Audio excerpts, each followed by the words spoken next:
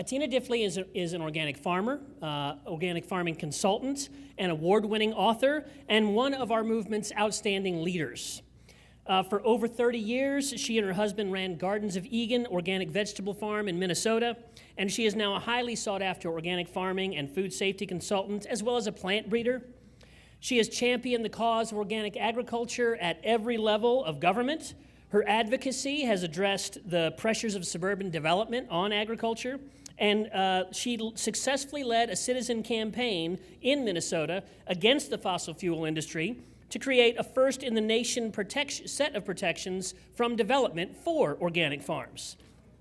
She's won innumerable awards and honors, including Farmer of the Year from the Midwest Organic and Sustainable Education Services and EcoFarm, and she's served on the board of Moses and of the Organic Seed Alliance, among many other public service roles.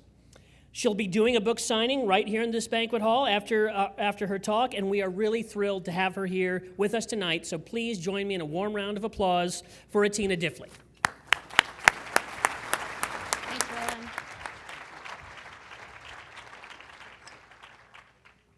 Hello, I'm really thrilled to be here. Such a beautiful place, and you're also beautiful. I hate saying that, but you are.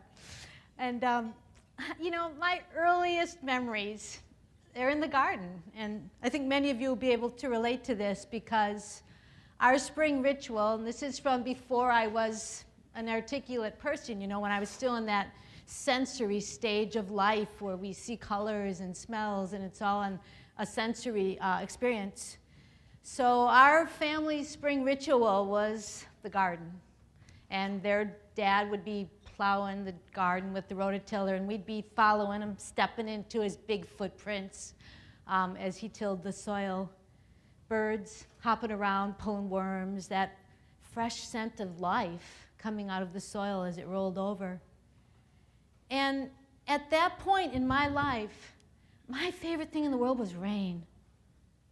I would sense it coming somehow, and I would run out to the garden, I would lie back to the soil, I would close my eyes and just hum and wait. And those first drops touching my skin were God speaking to me. And when those first drops hit the soil, it was just God's perfume sprayed all over me. So when I was a kid and people would say, well, what are you going to be when you grow up? Which is like, why? Don't ask kids that, but everybody does. I did it tonight to your daughters. Really, I was trying to get the parents to stop talking and get the kids to talk. But I would always say, I'm going to be a farmer or a bum.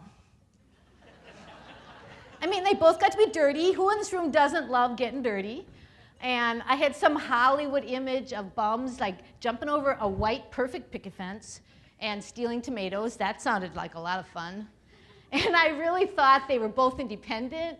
Like, you all know better now. I thought I'd be my own boss if I was a farmer. But really, I was just trying to get the adults off my back. And it wasn't until I left my parents' home and was living in a city buying food. This was the 70s when we didn't have great food everywhere. I couldn't eat the food. I'd grown up on real food. My parents grew my food. And there I was buying food in a grocery store, and it just had no vitality to it. It didn't have any life. And that was the point where I absolutely knew, besides any kind of joke, that I had to grow my own food, and that's really what I wanted to do with my life, was feed people. So that was really a pivotal point in my life. And then I was like, okay, let's do it. But just like today's farmers, how was I going to get land? How was I going to get money? How was I going to learn everything I had to learn? Interest rates, 15 to 18% at that point in time. So I just started with what I had. I had flower pots, I had, you know, around the house, and I just started growing food. I got a job as a produce manager, which was really great because I learned how to make the buyer really happy in that process. I worked as a migrant picker in Florida. I was a tangerine queen in 1979 because I could outpick the migrants. They could outdo me on the grapefruits, which was this huge, heavy sack going up and down the ladders, but tangerines, I had them beat. And I still was, you know, how am I going to actually get on a farm? And really, I just got lucky. One day I was driving down Highway 3 in Minnesota, and there was this sign, turn here, sweet corn. And I, whoop, right in that driveway, and there it all was. that scent of basil, that flash of red tomato. And there just really happened to be this really handsome bachelor farmer with too many cabbages, and he needed someone to sell them. And he thought I could handle the job, and I could. So, I won't tell you the whole part of the story about how I was actually married at the time and had to deal with that first. And if you read my book, you have to read between the lines to really figure it out. So there we were farming in Eagan, Minnesota, 20 minutes from downtown Minneapolis, 3.5 million people, 20 minutes. And we were on his family's farm, 120 acres, since they took it from the Indians in the 1850s. Eagan had been the green district for the Twin Cities and had provided the main source of fresh produce, hay, meat, eggs, cheese, until the 50s, 60s, when rural denazification really came in. These were small farms. These were 10-acre, 20-acre farms. They didn't grow a lot of food. They fed their group of people. Many of them had delivery routes. They had keys to people's houses. They put the food in the house. They delivered to stores. They sold at markets. That's how the Twin Cities was fed. And then we had that all collapse. So my husband grew up in that community. He saw it as a child. He worked for those farmers as a kid, and he saw it be lost. And he knew that it was important. He took over his family farm in 1972. And got certified organic in 1973. So he knew that it was important to create this movement, and he knew these old-timers had knowledge that he needed. He tried going to the university for an education in agriculture, and he dropped out after 2 weeks. All they were talking about at that point was chemicals. People weren't talking about organic systems. So he just interviewed all these old guys. He said, how did you do it before the chemicals? How did you get your fertility? Et cetera, et cetera. So they were real valuable, and he was really able to capture their knowledge. And he, my husband, Martin, is really like a walking library of all these other human beings. So I want you to think about that for a second, how all of us are a little walking library, walking around, and how important that is. It's one really beautiful thing about this organic and sustainable farming movement. We share what we learn. And much of what we know actually came from farms experimenting. We didn't really have organic research until the early 2000s. So there I got lucky and was just farming with him. And I will tell you, this farm was 120 acres. There was about 25 tillable. It had never been destroyed. It had been in the family since the 1850s. The fields were very small and tucked in. It still had its native plants. It still had what was there before that family came. You can see in this photograph on the farm, this was obviously fall. There's some hawthorns. They're on that tree. There's at least 5 things blooming in that picture. None of that was planted by us. I see goldenrod and yarrow and some asters. Can't tell what the rest is from here. There's an echinacea in there. That was there. We didn't plant that. So there I was, a young woman, and I thought, wow, I thought this was going to be really hard. This is actually really easy. I mean, it was hard work. We worked really hard. We planted, we weeded, we hoed, we picked, we sold. So when I say it was easy, I mean the production part of managing our insects and pests, we really didn't do anything. And so I was like, yeah, I always heard about pests that I was going to have to manage, but we don't have any. So I was just like, well, whatever. I didn't know anything about biological diversity. This was not a buzzword or a buzz phrase at this point in time. But it was there. Those ecosystem services, the regulating services that are regulating our climate, the supporting services, fresh water, genetic diversity, all that was just happening around me. Yeah, I learned this in 6th grade, that trees make oxygen. But I hadn't really understood how utterly dependent we are on nature. I just, went about my own stuff. Yes, we were using supporting services every time we planted a soil building crop, incorporated it into our soil, to build our soil, to have nutrient cycling, to feed our plants. It was just what we did. I didn't think about it that much. It's how you farm. The light first started coming on the day I found a great horned tomato worm. with little bits of rice sticking out of it. And I was like, what is this? Really weird. At first it had terrified me by wagging its tail at me and like spitting some hissing noise. And I was like, whoa, what is that? But, to learn that that was a parasitic wasp that had laid those eggs in that worm, and that worm was dying and not a pest problem for me because of that parasitic wasp. And then I started noticing, well, yeah, those parasitic wasps need somewhere to live. So I started getting just a small inkling of what this is about and how this is working. So that was pretty exciting. And then, of course, we had kids. It sort of happens sometimes if you're not careful enough. And so there were those cultural services, the spiritual services. Those kids of ours, they grew up on that farm. I didn't even have daycare. I just had a nice mud puddle, and take off their clothes, put them in the mud puddle. I really don't know anything more effective with a little kid. Keep them busy when you're busy on the farm. It's a little embarrassing once in a while if certain people came over, but this was really the place where they were learning about the life process. They had a relationship with this land. My daughter's middle name was Chicory, which I taught a class on weeds yesterday in South Dakota, and they were all talking about chicory, and they were really kind of a grin when I told them that's my daughter's middle name, and I named her that because the flower is so beautiful, and chicory chives in waste places. And I knew that she would thrive through life's hardships. So she had a special chicory plant. That's where she went when she was upset or needed to have some quiet time to process something, was that special spot. They were on the farm with us. They planted with us. We had a roadside stand, and they loved working there and meeting people and helping and all that great stuff that kids do. We also had a wholesale business. Now, the one problem, this is all pretty idyllic. I'm making it sound more romantic probably than it was. I was pretty tired at the end of the day, as I'm sure you all know exactly how that feels. The one problem was that Eagan, where we lived, had not left any land zoned for agricultural purposes. So in my mind, this land was developed. This is a certified organic vegetable farm with a roadside stand and a wholesale business. But the city of Eagan wasn't really planning on keeping any agriculture in its limits. And the day came when 20 acres was needed for a school. Well, you really can't say no very easily to a school district. They have eminent domain rights. And, we didn't own the land. It was owned by my husband's 4 women cousins. So it wasn't even our decision. We actually were the renters who kept the land in Green Acres, which is a tax program that kept it from being taxed at development rates.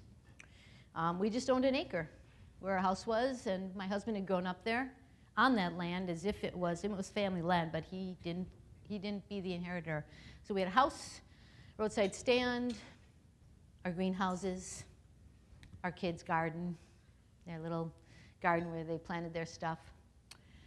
So that land had to be sold. And at first we thought, well, this really doesn't impact us that much because most of the land they're taking is swamp. Like, what were they doing? They're ripping up a swamp. And most of it was pretty marginal. We thought, well, we're going to be able to just continue and coexist right next to that process. And, of course, the bulldozers come in, and if you've ever witnessed this process, they take every tree. They take every bush. They took the blades of grass. They even sold the living soil.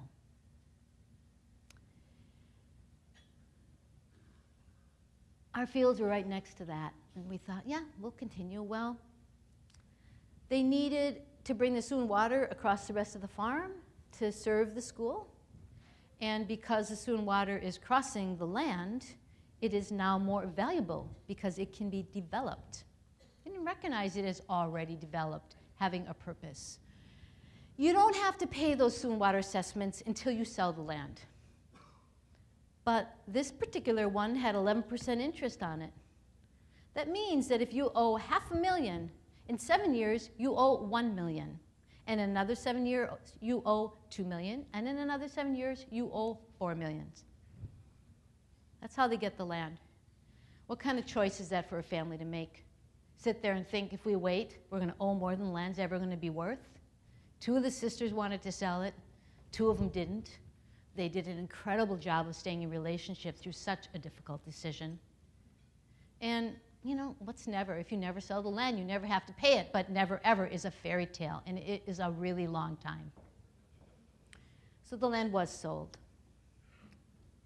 And what happened next was the most life-changing experience for me. The developer became our landlord. And the development process was going to be a 3-year process. First, we'll do this section of the farm. We had them at our table with the map out on the table.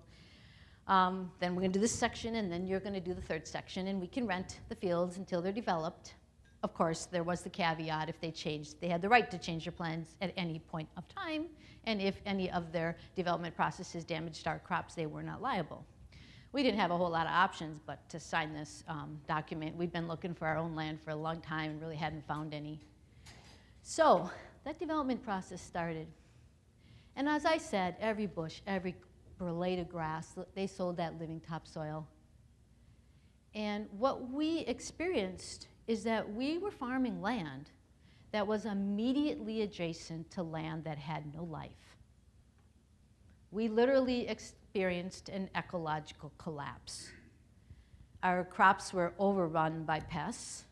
We really never had any pest problems before that. You know, I'd see a few pests in the fields, but never enough that we had to take a lot of action. Disease was rampant. We couldn't manage our water. We would have standing water in fields, which in Minnesota is the first ingredient to have a complete disease breakout.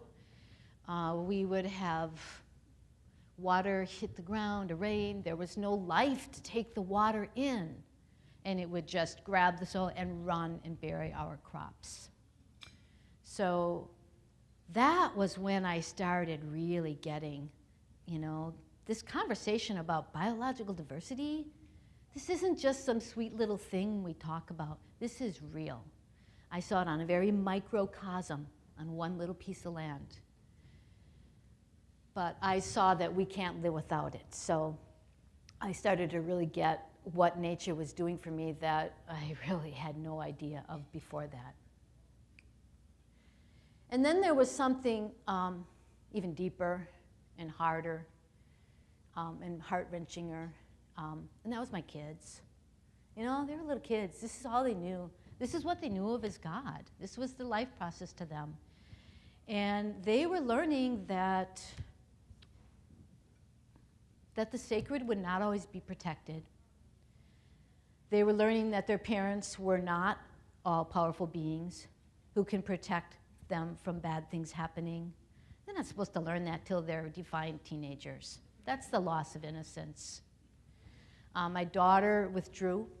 She went from being this just like really happy kid who helped us on the farm and chatted with the customers. She withdrew into the house, became a compulsive cleaner, even removed the spots from our clothing when she washed them. And my son became very violent, very aggressive. And there was a day that came when I found him, little kid, 3 years old, standing on our one little acre with his toes standing in our grass, thick, lush, green, with his toes right up to the edge of the line between green and brown, between life and death, between ours and theirs, just staring down at this raped landscape, watching those bulldozers push that soil around so meaninglessly. And I stood behind him and just watched him, and then he just erupted, kicking, swearing, language that where did he ever hear these words? So angry. I don't know if he thought he was somehow powerful and could change it, or if he was grieving. And I touched his back. I said, go for it, just go for it. And he picked up clumps of soil and threw them in the direction of the bulldozers, but they just crumbled, mere dust, in the void of such a loss that was so much bigger than him. And This went on and on and on. He couldn't stop.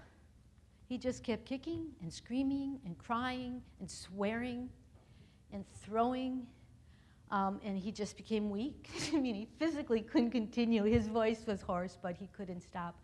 And I picked him up and I held him to my chest and I said, just let it go. Do not hold on to this. And what came up and out of him then was so much bigger than could have possibly been inside of this little body. But it was completely of him, and it was a grieving for the entire world of something lost that cannot be returned. Eventually, he fell like asleep. I don't really think he was sleeping. I don't really know where he was, but he was there a very long time. And when he came back, he said, Mom, when can we go look at land for sale again? When can we go look for a farm? And he said, what kind of tree do you love the most? He said, I love hawthorn and sumac and oak. When he said, I love, I knew he was going to come back, that he would be okay, that he had really grieved, and that he would come back and learn to love a piece of land again, and that he would be okay. And that's what's there now on that piece of land, 240 houses. I look at that map and I really cannot tell you where the fields are anymore. All of our fields were named, and our field roads, they were small fields. And yeah, I just look at it and I really can't quite figure it out. And then I look away, I was like, I don't really need to figure that one out. I got other things to figure out. I have to go there. But as easy as it is in that development story to really get this relationship with land that we have, this is a relationship we have, it's actually agriculture, not development, that's the leading cause of habitat degradation and species extinction. So something that all of us are involved with, whether we're farmers, we're all involved in this as eaters. And you as farmers are directly involved with it, because how our food is grown really makes a big difference. Agriculture, 39% of land use. Fresh water use, 70% is agriculture. Deforestation, 81% of deforestation is from agriculture. Those choices we make every single day running our farms and eating, those are those numbers.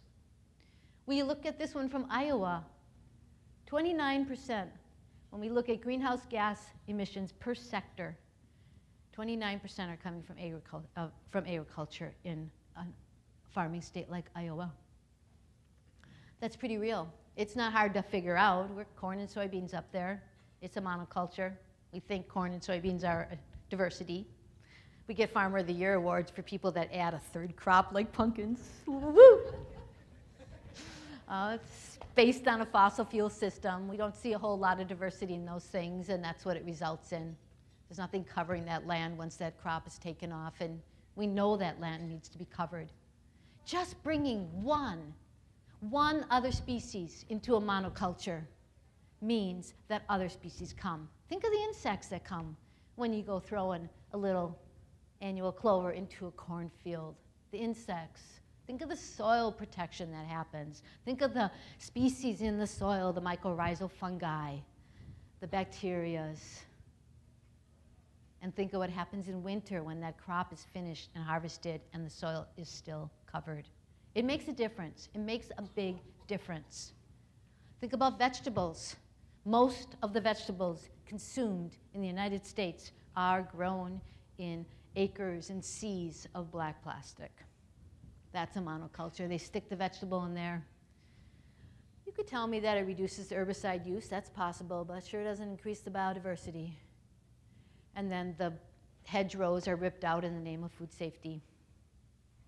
No species. And you know, there's really great research now. I love looking at research. I love research. This one's from UC Davis, where they found that grass and wetlands can filter up to 99% of E. coli during a rain event. So who's going to tell me that's a food safety practice that's going to improve the safety of our food, ripping out a hedgerow and the grass around a field Think about trees, how they have the capacity to filter airborne dust that may be pathogen laden. These are ecosystem services, and we want to really find out everything we can about them and take advantage of them. Beneficial rows in the middle of a broccoli field. That's on my farm. That's a kale field with annual rye and white clover. I really saw a reduction in our cabbage lopers when we did that. That's asparagus. That's a Red Fox farm. Is that what it's called? It's in Virginia. He plants soybeans, tuned his asparagus. I was really impressed. He said he hasn't had to add fertility to that field in 10 years. When he's done picking the asparagus, he does a clean, weed-free, and plants that soybean. Now, I will tell you, when I show pictures like this to people that don't know anything about farming, they get excited. They get really excited. Because before that, it's just sort of buzz, buzz, buzz. Yeah, this stuff's buzz, buzz. But then they see it. They're like, well, that's kind of cool. I think that's kind of cool. Think about it, you know, our meat systems. The difference between having a feedlot with shipped in feed, which in the Midwest is corn, compared to those cows out on their pasture. And yesterday I had to chase some cows. So the first thing I want to ask you to do is really about your relationship with the land. Now, usually I just say, please include regenerative practices and biologic diversity in your farm, but I knew you guys were mostly already doing that, so I had to add include and improve. Because I'm going to ask you to always do a little more. It's this concept of continuous improvement. You know, we learn new stuff. We introduce new stuff to our farms. We share it with each other. We learn. Now there's really fun research on soil. They can do the DNA tests on soil. So now it's just exploding what we're learning about soil building. Like for most of my farming career, we just sort of stuck this in the ground, stuck that in the ground, then stood there and watched, hey, look, I think that one worked. That didn't work so good. But we didn't really know what we were doing. Now we're getting all this really exciting research. Now, I've been talking about your relationship with the land and what I want you to do as farmers, but I also want to really talk about the fact that you are really the link to your customer. That you're like this middle link between that land that you have a personal relationship with and them through the food. The food is this carrier. So this conversation you're having with them is really, really important and very fundamental because you're doing that link. And I just want to talk about this from a very specific marketing perspective, because if you ask the average organic or sustainable farmer, why does this matter? Why should we be organic or sustainable?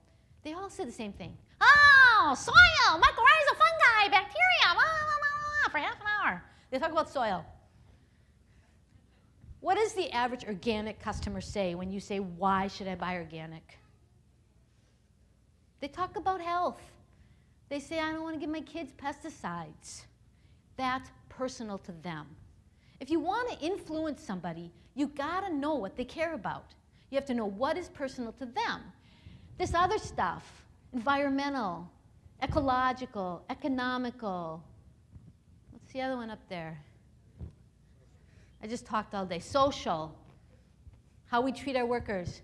Is that stuff important? Absolutely. Do we need to talk about it? Absolutely. But understand that it's probably, for most of your customers, an external value. So we have to talk about it, we have to educate about the external stuff, but we got to be driving home the message through what's important to them. It's not any different than convincing your kids to brush their teeth. Tell me how you do that later. Anyways, what's important to my community? 55% of the wells in my community have nitrate levels above the drinking water level. What does that mean? What does it mean to them? That's blue babies. That's pretty real. I know people with blue babies. So they want to know why. Well, you look at the research, 72% of those nitrates are coming from our cropland. Well, how is organic different?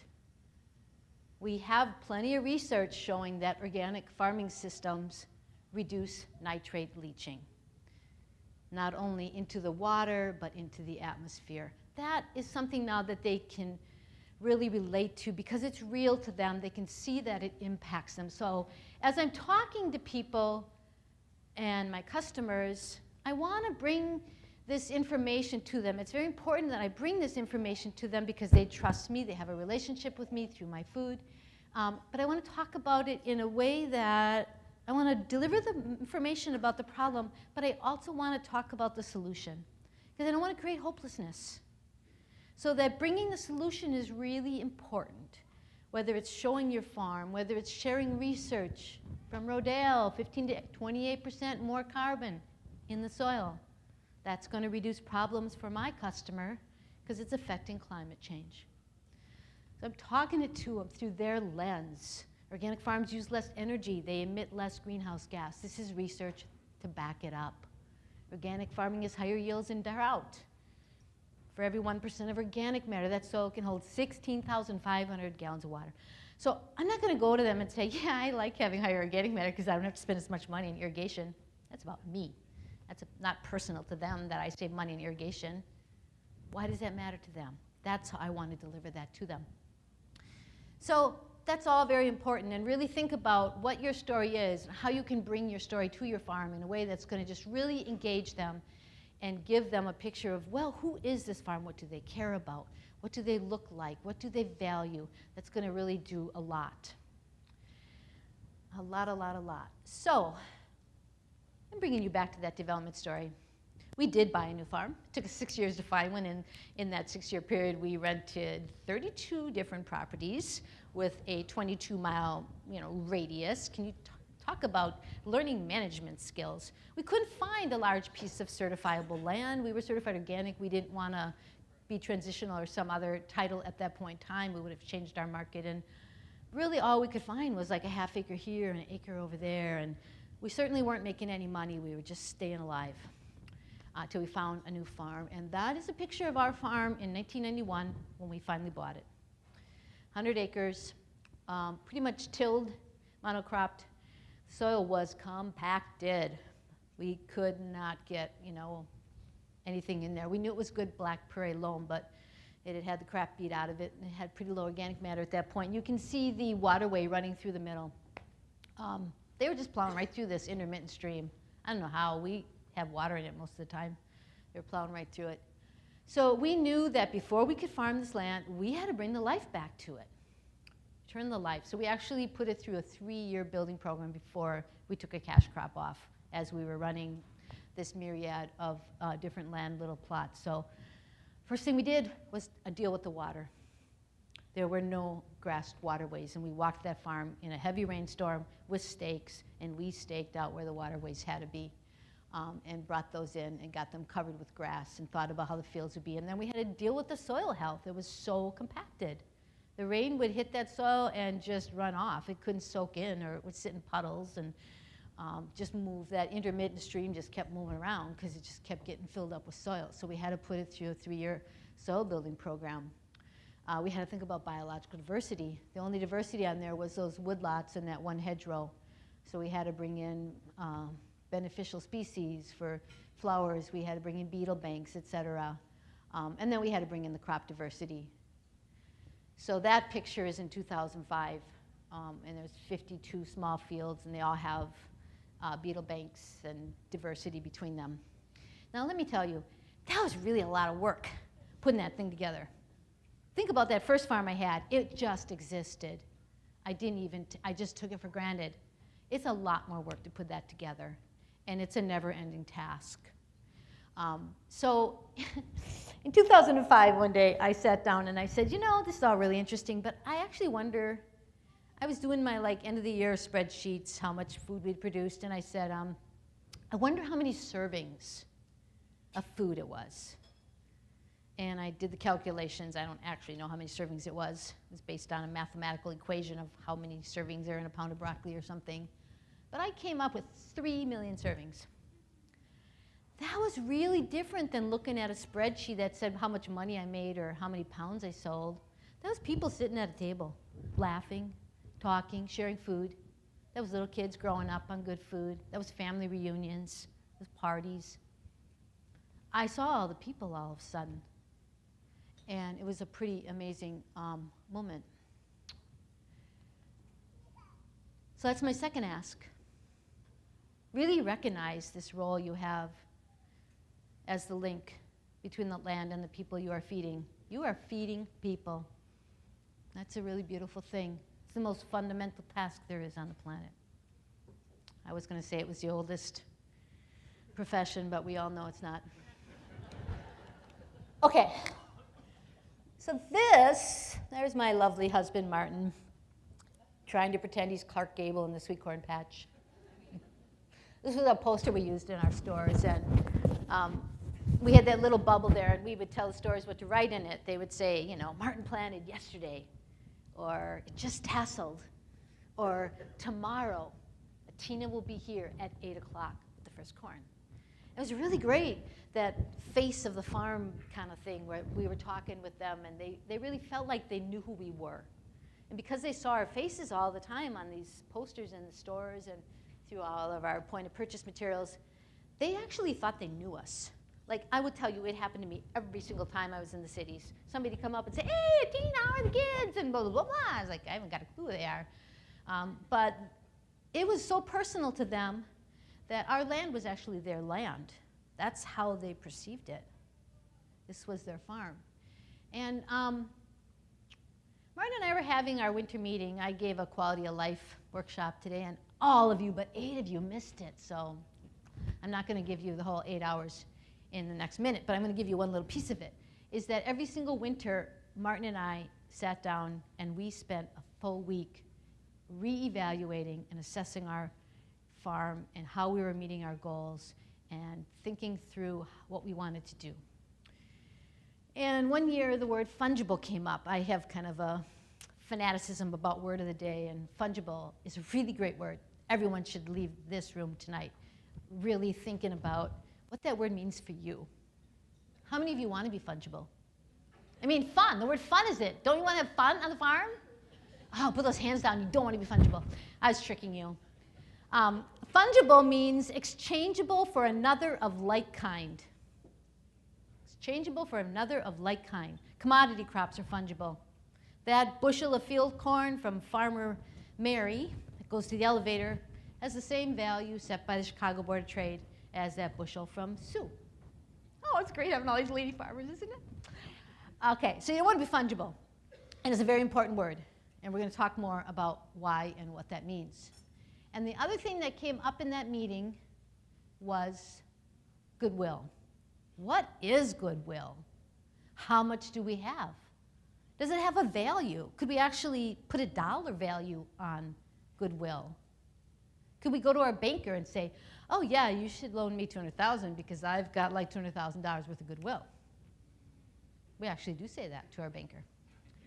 But we really didn't get an answer in this meeting.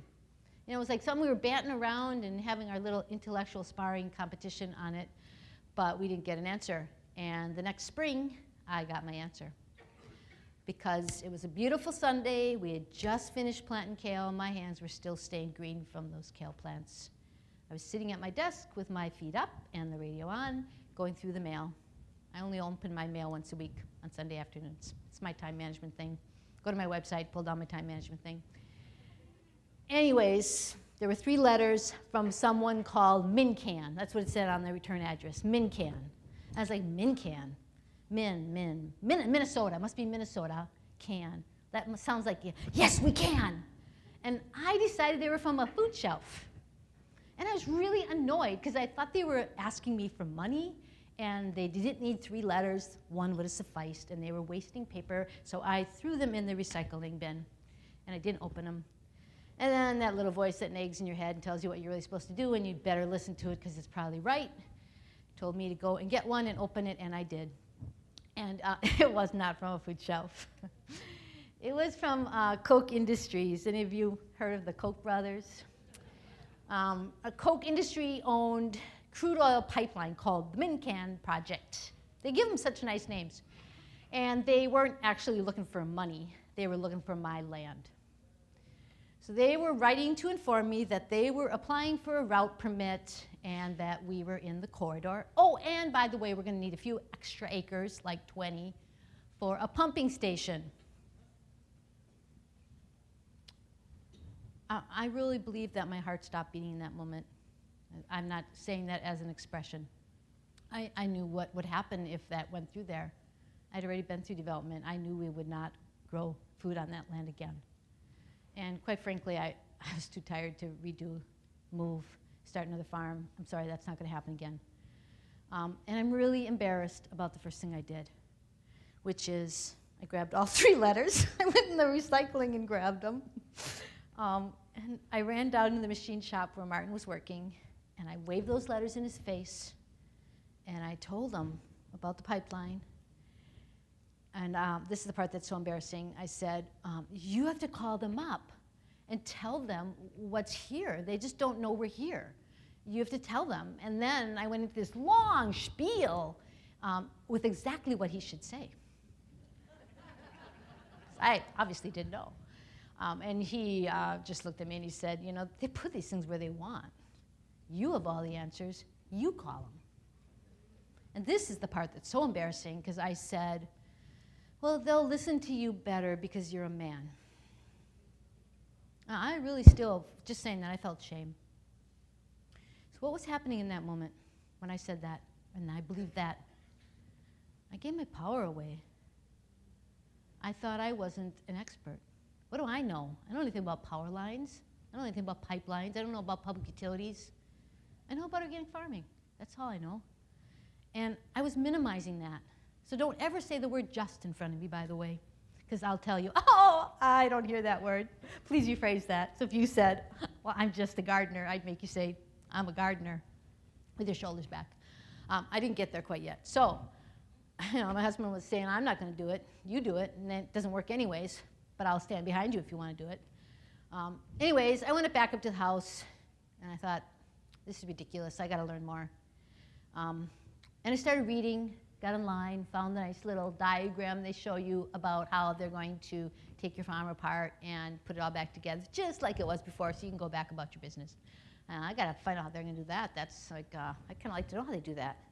Thought I knew a lot about soil building, but I don't quite get how that's even possible. So I kept researching, and I found what was called the Agricultural Impact Mitigation Plan. So this is the document that the Department of Agriculture manages and works with the Public Utilities Commission and the power companies to manage how they're going to put the land back together after they go through.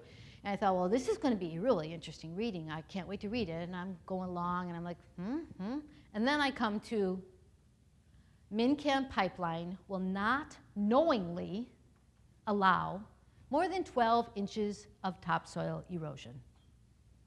How would you feel if somebody said that to you about your farm? By the way, we're going to run a little pipeline through here, and we won't knowingly allow more than 12 inches of erosion. Would you sign up for that one? Well, you're a farmer of the year, you wouldn't, but how about you over there? You look younger. Maybe we can hoodwink you into this. Okay, that's when I really got mad. And I just like, well, this is ridiculous. This picture, I measured it. That's 6 inches.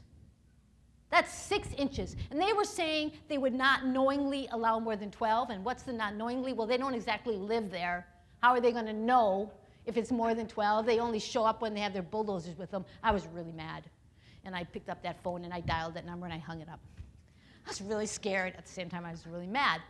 But I did eventually call, and I went through a long little series of, oh, you need to speak to so-and-so, and then they put me on hold, and then like really, it was like an hour and a half later, I finally talked to the woman who said, oh, you don't want a pipeline there? Talk to the judge. And she hung up on me. So that was the moment where I like, okay, I got to do something here. If I got to talk to a judge, maybe I'd like to get an attorney. So I got a list of the first list was eminent domain attorneys. Started calling them. Every single one had the same answer for me. Oh, that's interesting. Let me check our records and get right back to you. A minute later, they come back. I'm sorry. We have a conflict of interest. We cannot help you. Every single one of them was tied up on a retainer. That's when I switched to the environmental list, when I reached Paula Maccabee and gave her my then very well-practiced spiel about being an organic farm and our problem, and she said, Gardens of Eagan, organic farm, crude oil pipeline, 12 inches of topsoil erosion? This is going to be fun. I was like, Yeah, I got the right gal. So the very first conversation I had with her, we had to establish what our goals would be. And I said to her, do you think we could stop this pipeline altogether? What would that take? It started our soil versus oil, kale versus Koch campaign. Because the pipeline was going to take my kale fields. And I'm going to tell you guys, I don't tell most people this, but I actually went out to the kale field at the point that I hired the attorney. And I had a little conversation with my kale patch. I did the old Imagine the Diva thing. I'm blushing. And I said, okay, Kale, you're threatened. And I'm actually, most people don't know how to hear your voice. So I'll be your translator. But you're really giving the message. You got to show us how organic systems work by being incredibly healthy and giving us outrageous yields, et cetera, et cetera. And by the way, you have to pay for it. And I will tell you that kale patch produced extra exactly what this attorney cost. So the next year it paid for a solar system. So go and talk to those crops. So my first conversation with Paula, I said, okay, can we stop the thing? And she said, sure, we can stop it if we can show that society doesn't need the oil. Can you do that? She was a real agitator. I said, well, yeah, of course we can do that because I got all this data showing that organic farms use way less energy, like 40% less energy, and I was going on and on and on and on about that. But she said, yeah, but what percent of farms in the United States, what percent of acres are organic? Well, when I went for the records, United States, 0.60, not even 1% at that point in time. So yeah, I could say these systems work. We have research that show they work. But I couldn't say society's ready to do it. I couldn't say the farmers are ready to do it. So I knew I didn't have that argument. So the goals we ended up setting was that we would write an organic agricultural mitigation plan that differentiated how organic farms are operated and managed and would protect the soil and certification of an organic farm. Our other goal was that organic farms would be avoided when feasible. Those were our goals. And that was a really sad moment for me because there were 5 organic farms on the route. There were a lot more farms that used organic practices and that were feeding people. But because they weren't certified, I didn't have something that I could hold up in court with credible evidence because my organic certification was credible evidence in a court of law. It was a written document that I had written about how I ran my farm. It wasn't hearsay. I wasn't just in court saying, well, I do this and that, so you have to do it too. I had a document that had been third-party certified, inspected, and it was federally registered. Incredibly credible in a court of law. So it was really sad that I couldn't say, oh, by the way, all these other farms, they're the same, they just don't have this piece of paper. It wasn't going to hold up in court.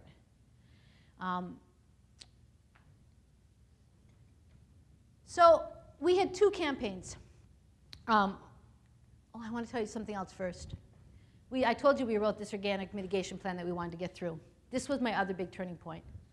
So I'm like, Paula's saying to me, okay, we're going to write a draft. Who do you want to write the first draft?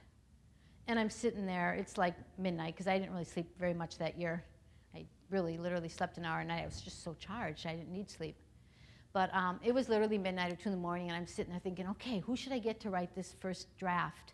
And this little light bulb went off. You ding dong, you don't have to ask some guy to write the draft. You can write it. You know about organic farming, you've been doing it for 20-some years. You write the draft, and then go to other people and get their input. Don't just do it yourself, get other people's input, but go ahead and write it. And it was just such an eye-opener for me again. Here I was, giving my power away, thinking someone else had to write it. I could write it, and I sat down and wrote it that night, in the middle of the night, sent it to Paul in the morning. So we ran 2 campaigns, and one was based on showing in court that an organic farm is a valuable natural resource, like a wetland is defined as a valuable natural resource because of the ecosystem services that an organic farm provides through its production practices that go beyond the food produced. So that was the legal argument. And the gift of having to transition that farm all of a sudden was a gift, because we're compulsive record keepers. So it was very simple for me to document in court the changes to our soil structure from when we took over that farm, the reduction in, I had actually documented the reduction in soil sediments in that waterway. So I could show how our agricultural practices had actually significantly changed this soil and this water in only 1991 to 2006, 15 years. So that was really, really quite amazing. That was the one argument. And then our other branch was the fungible piece. We had to show to the court that, yeah, they could pay us for our loss. This is in legal perspectives. I had a loss. They could compensate me for my loss. So we went to our customers and we said, hey, we need a little support from you. The land that you've been eating from is threatened, and we need you to write a letter to the judge. So we used that same picture that we'd been marketing with, the same guy that they knew, and we asked them to write a letter to the judge. These letters were unbelievable.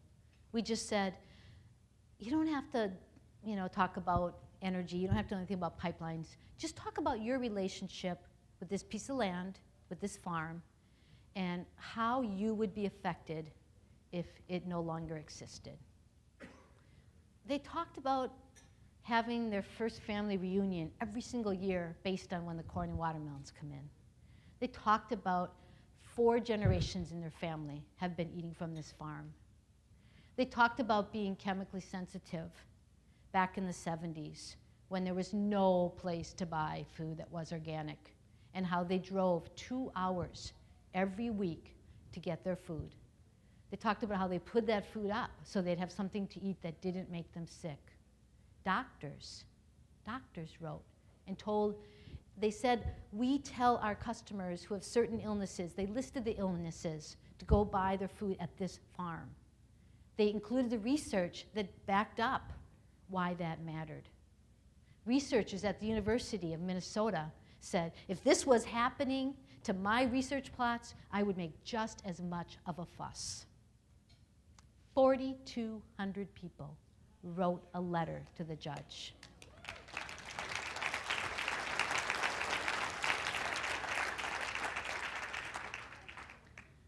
They wouldn't have written those letters if they didn't have that relationship already with the land. I would have been lucky if I could have got 50 letters without that prior relationship.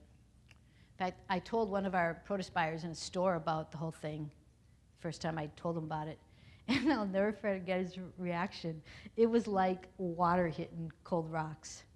He said, what should I do? What would you do if it was your farm? That's what he said to me. What would you do if it was your farm? He was so threatened in that moment that he actually forgot he didn't own the farm. I was like, yeah, I got you in my pocket. Okay, so there's a good third ask, right? And it really, we're going to stop in a second here. We'll have time for a few questions, and then we're going to have a book signing. But before we do that, before we stop, I want to really talk about what I learned that really affected me in that pipeline case. It was an incredible experience. I have actually never been that smart. I didn't even know I was that smart. I actually could feel, like, you know how they say the neurons connect our 2 sides of our brain? I could actually feel them growing and like going over to the other side for pieces of information. I actually, we're laughing, but I really felt this way. And I could remember I'd be in like everything was like this crystal intense second all the time. I would be in some courtroom or meeting some person that was just something so tiny, one little tiny conversation, and I'd know how to properly shake their hand or just do some little thing that made the difference between them fighting for me or not. And I'd remember in that moment the second I learned that skill, and I might have been 5. And I was like, I think my brain actually was going back and saying, I need that, I need that. So it really blew me away that when we need it, we are way, way smarter than we ever need to know, than we know. But what really struck me through the whole process, despite, I learned so much about pipelines and about law and all that kind of stuff, But the real life changer for me in that moment was understanding the whole giving away of my power thing, not recognizing my expertise. And I don't say that in any way that's arrogant. I say that actually humbly. Every single person in this room is an expert in what you do every day. You know what your land is like. You know where the water sits. You know about the people in your organization. You guys back there know about your farm. You're all experts. And I just wasn't recognizing that in myself. I wasn't recognizing our responsibilities as citizens. You know, there's some really bad laws out there. When they were written, somebody thought they made sense. Well, they might not make sense anymore. You get involved and you change them. Things don't change because they should. Things don't change because it's the right thing to do. Things change because people get involved. And when you're dealing with multinational corporations who have so much money, you should have seen us in court. It'd be me and my little attorney. She's like 4'11" with hair like that, and me on one side of the room in my sort of hippie clothing. And then on the other side would be these like 10 men in big black suits with their briefcases. And once I got past the feeling kind of powerless as a woman and as a farmer, I mean, so much of my life, I never saw this farmer hero thing coming. It really surprised me because when I was back there as a kid saying, I'm gonna be a farmer or a bum, my parents were just as like, really, you're gonna be a farmer? It wasn't much different than the, I'm gonna be a bum. And they actually knew about good food. They fed us from our garden. But it just wasn't something that people were supposed to aspire to at that point in time. And now it is. So I just really want to ask all of you to do that same thing, is to really recognize your expertise in whatever it is. If you're particularly good at making people happy, you're an expert at making people happy. Whatever. Grab it, claim it, own it. What's the big phrase now? Lean into it. You're all good at leaning into your hose. I know that. Lean into this one and really claim it. So, thank you.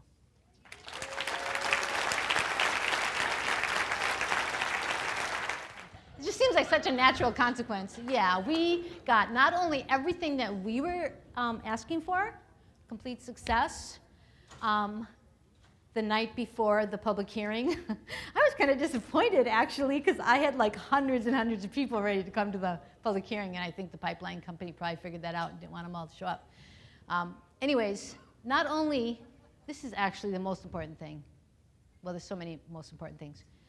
Not only did we accomplish our goals, we educated the Public Utilities Commission and the judge. All those letters, they had to read them. And the judge and the Public Utilities Commission added things that I never even thought to ask for. They added to this routing permit that any landowner, doesn't matter if they're a house, a farm, organic user, chemical user, doesn't matter, every landowner had the right to say, I do not want chemicals used on my easement. That was huge. There's huge fights with power lines in Minnesota where they have the right to spray herbicides, and organic farmers say, hey, you can't spray organic herbicides here, this is organic farm, and the power line just says, well, if you won't let us spray, then you have to manage these weeds. And they put the expense upon the farmer. So that the judge did this on her own, added these additional things, really pointed out to me that this whole thing I said about we're the educators, the Public Utilities Commission, they don't know anything about organic farming. That's what we're supposed to do as citizens. That's what this whole process did. All those 4,200 letters, our public documents that we filed, we educated them about organic farming. And I've been watching their decisions ever since, and they're making better decisions.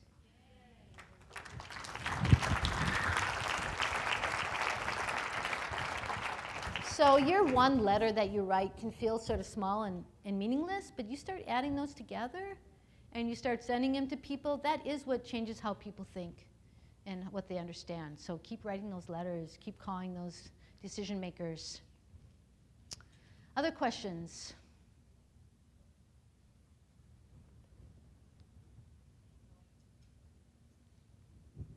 How are your kids? My kids. My daughter actually didn't recover from the development. She was older. We got to our new farm, and she did not reattach. And it was really an interesting dilemma when I wrote my memoir, because she was such a key character in the first half of the book. Everyone falls totally in love with her, and then she's a teenager who had not recovered from having this land ripped apart. And I really couldn't write in my memoir what she was doing and going through. It would have really been a violation of her spirit. So I had to find, how am I going to deal with that? And so I realized in the writing process to make it about myself, which is, I wrote about me as a mom and going through the loss of my child's connection to land. And that's how I got around saying what she was doing. She's thanked me about 100 times for that. My son did really recover. We got to our new farm, and he totally connected to that new farm. And I really believe that the difference between the two was that he did grieve that loss, and she didn't. She completely repressed it. But they're both doing great now. She's a nurse. She's got 3 kids. My son's a solar engineer, and he's got a little 3-year-old, Sasha. And the grandkids, they're all planning to share the farm, the 4 of them. And we recently put that, you got a question right there. We recently put our farm, our new farm, I shouldn't call it new anymore, it's 1991, but we recently put a conservation easement on it.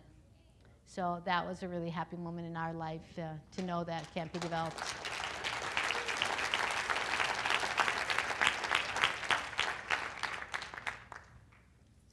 Atina, our movement is extremely strongly blue in its politics. Would you speak to the question of how much support you got in your 4,200 letters across political divide in this country? Oh, what a wonderful question, and it's absolutely true. I really saw through that process that I could not judge a person's position on food and land. We did get letters from people that I never would have expected them from, and I'm really glad he said that, because I was in South Dakota 2 days ago talking about weeds, and I had a fellow in there who was a regular non-organic farmer. And when we did our introductions and just said what we wanted out of the day and why we were there, he said, I'm here because my next door neighbor is an organic farmer, and we are having difficulty coexisting. He said, so I'm going to learn how you guys actually do this so that I can find ways so that I'm not negatively impacting this other farm. And then he said, and she actually has some practices that negatively impact me. So I'm hoping that together we can sit here and learn. And he was actually sitting with this woman who was his neighbor. It was really wonderful. And he was kind of scared being there. He was kind of defended. And I really reminded the group, I really thanked him for being there, and I just really reminded the group, you know, we all eat. We all change our tires with the same kind of wrenches. You know, 99.999% of what we do and think about is actually the same. Even our DNA is like basically the same. And to stop looking at how we're different and look at how we're the same. Find what we have in common. And that was just a really big moment for me. You know, I recently watched a video called How to Talk to a Climate Change Denier. Yeah, that was my reaction. But then I thought, well, I guess I'll watch the video. And what I learned from that video was they said, don't say you must do this. Talk about yourself. Make it about yourself. Talk about what you once believed, and then some experience you had and how it changes you and what you believe now. I did it 3 times tonight talking to you. I talked about how I just thought all this farming stuff was so easy, and then I had this development experience, and then I realized, oh, it's this ecosystem service that was making farming easy. So I didn't say in that story that you must do this. I told you what happened to me and how it changed me. And I have found that to be really effective in talking to other people, and before they can hear me, they have to know I heard them. So I first get them to talk and show them that I am listening and that I truly want to understand their perspective. I don't have to agree with it, I just have to understand it. And then once they feel understand, they're safe enough then to actually listen to my perspective. So that can be an effective way to talk to people that may have different beliefs. And then, of course, be willing to hear no. We were talking about that today in the quality of life class I was doing in the other room, and how when we really listen to someone else's needs, then they're going to be able to hear our needs. And then sometimes we can make a request. Would you be willing to? Would you be willing to just watch this video that explains? That's not as bad as, would you be willing to just eat organic food? But when we ask that, a request, they might say no. And we have to be willing to accept that. And when they say no, what we hear isn't no. We hear, oh, my request didn't meet their needs. Let's find another way to have this conversation that actually meets their needs. If I was actually listening and I understood their needs, I should be able to keep working on this with them, and we should be able to find something that meets both of our needs. So it's one thing to do that with people that think like you. It's a lot more challenging with people that have different values, but it is a way to keep those doors open, and food is the best way to open those doors. Have them over for dinner.